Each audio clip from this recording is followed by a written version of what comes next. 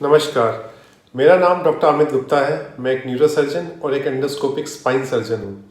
आज मैं आपसे कार्पल टनल सिंड्रोम या सीटीएस के बारे में बात करूँगा।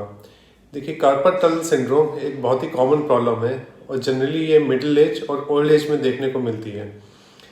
ये कंडीशन फीमेल्स में ज़्यादा होती है, मेल्स के कंपैरिजन में अप्रॉक्सीमेटली 3:1 का रेशियो होता है, यानी फीमेल में ये 3 गुना ज़्यादा होती है। और इसके अलावा ये देखा गया है कि जिन पेशेंट को डायबिटीज़, थायराइड की प्रॉब्लम, आर्थराइटिस या रिस्ट में कोई चोट लगी है या हाइपरटेंशन है या प्रेगनेंसी के बाद या पोस्ट मेनोपॉज, उन पेशेंट में ज़्यादा देखने को मिलती है। इस कंडीशन में पेशेंट को जो फील होता है वो क्या है कि थंब, रिंग, जो इंडेक्स फिंगर है, मिडिल फिंगर और जो रिंग फिंगर है उसके बाहर वाली साइड में पेशेंट को इनिशियल स्टेजेस में नमनेस फील होने लगती है और एडवांस स्टेज में धीरे धीरे हाथ में भी कमजोरी फील होने लगती है और कोई ग्रिप करने में, कोई चीज़ पकड़ने में हाथ से चीज़ें छूटने लगती हैं।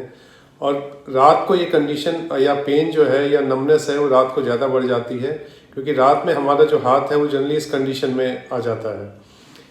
अब इसको डायग्नोस करने के लिए जो हम जनरली टेस्ट कराते हैं वो एनसीवी या ईएमजी टेस्ट होता है और उसमें हम ये देखते हैं कि हाथ में जो हाथ की नस में ये जो करंट है वो प्रॉपर जा रहा है कि नहीं जा रहा, और उस एनसीवी या ईएमजी से इस बीमारी की कंफर्मेटरी डायग्नोसिस बनती है।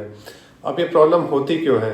देखिए, जो हमारी रिस्ट के इस पार्ट में, इसके नीचे से इसमें एक टनल होती है जिसके नीचे से एक नस जाती है और किसी भी वजह से क्या होता है कि जो उसके ऊपर का जो स्ट्रक्चर है या तो उसकी हाइपरट्रॉफी होने लगे या किसी चोट की वजह से या फ्लूइड रिटेंशन की वजह से अगर नस दबने लगे तो उस नस के डिस्ट्रीब्यूशन में जो है पेन जाने लगता है। अब इस प्रॉब्लम में इनिशियल स्टेजेस में तो हम कुछ मेडिसिन, पेन किलर्स या नर्व की दवाइयाँ दे के काफ़ी हद तक कई पेशेंट में आराम आ जाता है। और इसके अलावा हम पेशेंट को रात को सोते समय खासकर एक स्प्लिंट सजेस्ट करते हैं जिसमें कि हाथ सीधा रहे, अंदर की तरफ मुड़े नहीं। अगर इन सब चीज़ों से पेन ठीक हो रहा है तो ठीक है, नहीं तो उसके बाद जो नेक्स्ट स्टेप होता है फिजियोथेरेपी होती है। फिजियोथेरेपी जो इसमें इम्पोर्टेंट है उसमें 2-3 एक्सरसाइजेज हैं। एक तो आपको अपना हाथ सीधा करके और इस टाइप से जो है हाथ को स्ट्रेच देना है, अच्छा स्ट्रेच एक आना चाहिए, और इसी टाइप से इस टाइप से वो हाथ ऊपर करके और ये फिंगर्स को पीछे की तरफ खींचना है और इसी टाइप से इस मुट्ठी बांध के हाथ की और ऊपर और नीचे जो है मूवमेंट करने हैं। इन सब से क्या होता है कि नर्व जो है उसकी स्ट्रेचेबिलिटी बढ़ती है, तो नर्व में कंप्रेशन जो है वो कम होता है।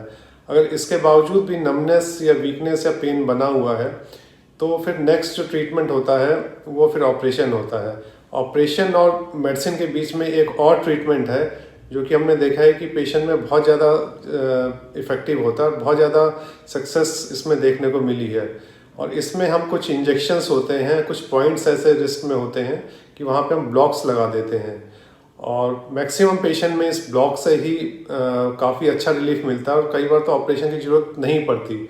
और तकरीबन मैं 25 से 30 पेशेंट में ये ब्लॉक दे चुका हूँ और अभी तक उनका पेन बिल्कुल ठीक है और उनको पेन किलर की रिक्वायरमेंट भी बिल्कुल मिनिमम हो गई है। तो अगर आपको या आपके किसी जान पहचान या रिलेटिव को इस टाइप की दिक्कत है तो आप आके कंसल्ट जरूर कर सकते हैं। Thank you.